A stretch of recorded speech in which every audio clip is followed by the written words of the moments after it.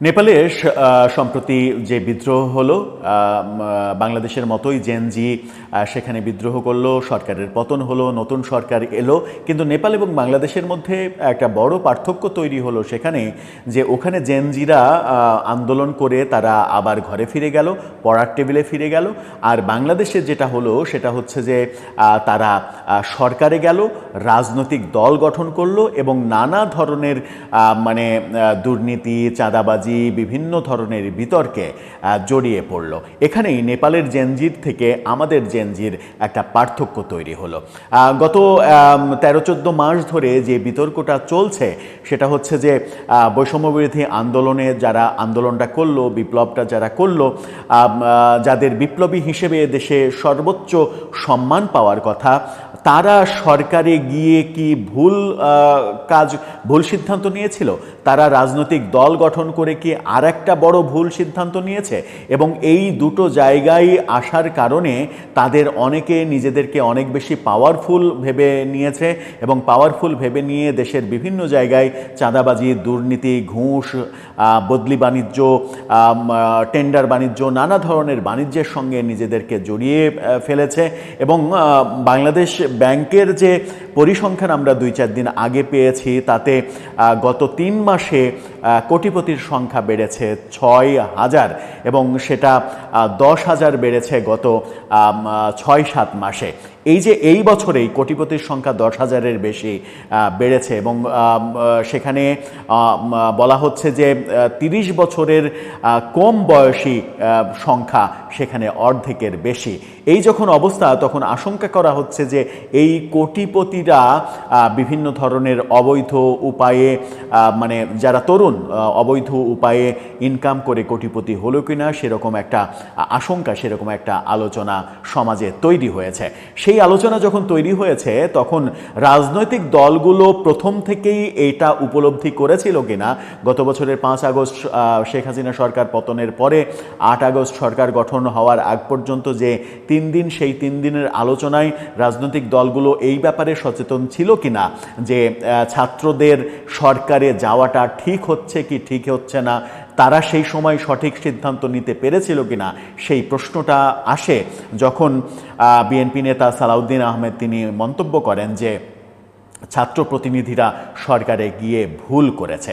কেন এতদিন পরে, 13-14 মাস পরে এসে তিনি এটা উপলব্ধি করতে পারছেন? কি বলছেন তিনি? ছাত্র প্রতিনিধিরা সরকারে গিয়ে কি ভুল করলো, তাদের ভুলগুলো কি ছিল? দল গঠন, সরকারে যাওয়া, চাঁদাবাজিতে জড়িয়ে পড়া, নানা রকমের বিতর্কে জড়িয়ে পড়া এবং বৈষম্যবিরোধী আন্দোলনের সময় থেকে যে এতদিন পর্যন্ত ডাকসু নির্বাচনের আগে পর্যন্ত যেটা বলা হচ্ছিল যে ছাত্র এই এনসিপি কিংবা ছাত্র প্রতিনিধিরা কিংবা এই সরকারের মূল যে শক্তি, সেটা হচ্ছে যে দেশের আপামর ছাত্র সমাজ, তাদের সমর্থন রয়েছে। কিন্তু ডাকসু নির্বাচনে প্রমাণ হয়েছে যে এই বাকশাস কিংবা বৈষম্যবিরোধী আন্দোলনের নেতাদের প্রতি সাধারণ ছাত্রদের যে সমর্থন, সেই সমর্থনটা নেই। সেই সমর্থন নেই বলেই ডাকসুতে শতভাগ ভরাডুবি হয়েছে। একটি পদেও বাকশাস কিংবা বৈষম্যবিরোধী আন্দোলনের এই নেতারা, যারা সেই ট্যাগটা ব্যবহার করে, তারা জিতেনি। আমরা দেখেছি যে শিবিরের একচ্ছত্র আধিপত্য। এই আলোচনাগুলো যখন হচ্ছে, তখন সালাউদ্দিন আহমেদের এই মন্তব্যটা, ছাত্র প্রতিনিধিদের সরকারে যাওয়ার সিদ্ধান্তটা ভুল ছিল, সেটা কেমন, কি উদ্দেশ্যে, আবার এনসিপি নেতা হাসনাত আবদুল্লাহ বা কি বলছেন সরকারের ব্যর্থতা নিয়ে, সেগুলো নিয়ে আলোচনা করার চেষ্টা করব এই ভিডিওতে। থাকবেন পলিটিক্স টিভির নিয়মিত আয়োজনে।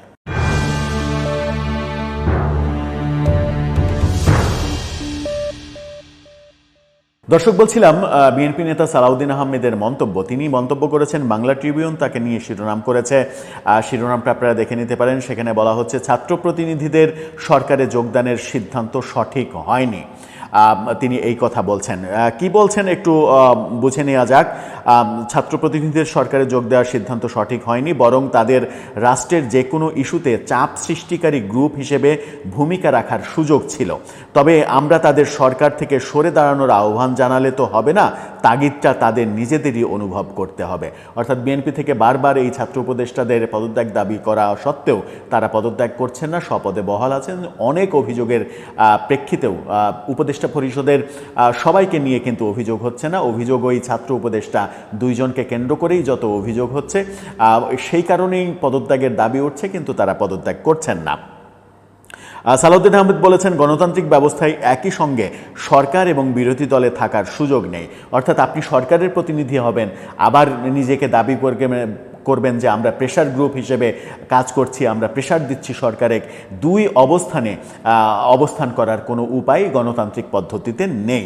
জুলাই আন্দোলনে ছাত্ররা সরকারে যাওয়ার পর থেকেই বুঝেছিলাম এরা রাষ্ট্র বিনির্মাণে আর ভূমিকা রাখতে পারবে না। বলেছেন, পত্রিকায় দেখলাম এক নেতা বললেন কে সরকারি দল আর কে বিরোধী দল হবে। তিনি প্রশ্ন রেখে বলেছেন, এত আত্মবিশ্বাস থাকলে নির্বাচনে আসেন না কেন? আপনারা তো বিভিন্ন অজুহাতে নির্বাচন বাধাগ্রস্ত করতে চাচ্ছেন।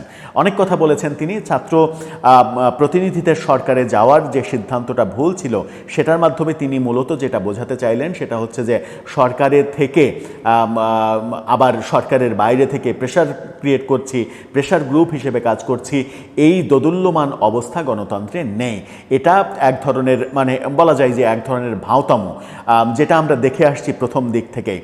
সরকারে ছাত্র প্রতিনিধিরা গেলেন এবং তারা নানা রকমের বিতর্কে জড়িয়ে পড়লেন, তারা একটা সার্কেল তৈরি করলেন এবং তারা ওই মন্ত্রীপাড়া থেকে বৈষম্যবিরোধী আন্দোলনের কর্মকাণ্ড পরিচালনা করার চেষ্টা করলেন। সেই কারণে বৈষম্যবিরোধী আন্দোলনেও এক ধরনের ফাটল ধরল। তারা সেখান থেকে রাজনৈতিক দল গঠনের সিদ্ধান্ত নিলেন। সমস্ত মেকানিজম শেষ করে নাহিদ ইসলাম পদত্যাগ করে রাজনৈতিক দলের প্রধান হিসেবে দায়িত্ব নিলেন। বাকি যে দুইজন আছেন তারাও দায়িত্ব নেবেন এবং সরকারে বসে থেকে এই রাজনৈতিক দলের পক্ষে কাজ করছেন। এগুলো নিয়ে সমালোচনা রয়েছে। সরকার এই রাজনৈতিক দলটাকে পৃষ্ঠপোষকতা দিয়ে বৈষম্যবিরোধী আন্দোলনের যে গৌরব, সেই গৌরবটাকে নষ্ট করে ফেলেছেন, এই অভিযোগ রয়েছে।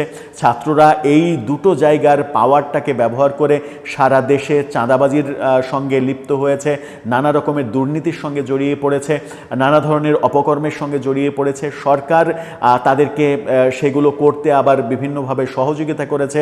বিভিন্ন সরকারি দপ্তরে সরকারি অফিসারদের বলে দেওয়া হয়েছে তোমরা সমন্বয়কদের সঙ্গে সমন্বয় করে কাজ করো, যার কারণে মানে ওসি, ইওনো, ডিসি, এসপি তারা সমন্বয়কদের দেখলে পারলে চেয়ার ছেড়ে উঠে তাদের চেয়ারে সমন্বয়কদের বসতে দেয়।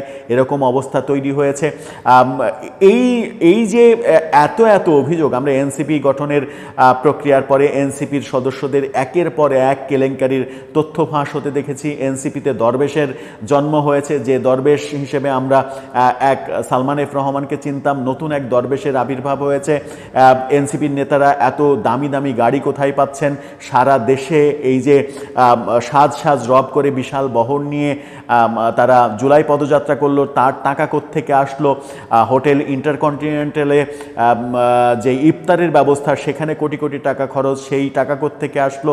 এরকম নানা প্রশ্নের বেড়াজালে তারা যখন জড়িয়ে পড়েছেন, তখন 1 বছর 13 মাস পরে এসে আমার মনে হয় যে চুলচেরা বিশ্লেষণ করে বিএনপিও বুঝতে পেরেছে যে ছাত্র প্রতিনিধিদের সরকারে যোগদান করা এটা ভুল সিদ্ধান্ত ছিল এবং তারা বিপ্লবী হিসেবে তাদের অবস্থান নষ্ট করে ফেলেছেন সরকারে গিয়ে এবং রাজনৈতিক দল গঠন করে, এবং তার মাধ্যমে তাদের যারা বিভিন্নভাবে বিভিন্ন দিকে ছড়িয়ে ছিটিয়ে আছে, তারা যে দুর্নীতি চাঁদাবাজির সঙ্গে জড়িয়ে পড়েছে, সেখানেই তাদের মানে সম্মানটা অনেকখানি মুছে গেছে এবং যার প্রভাব আমরা দেখেছি ডাকসু নির্বাচনে।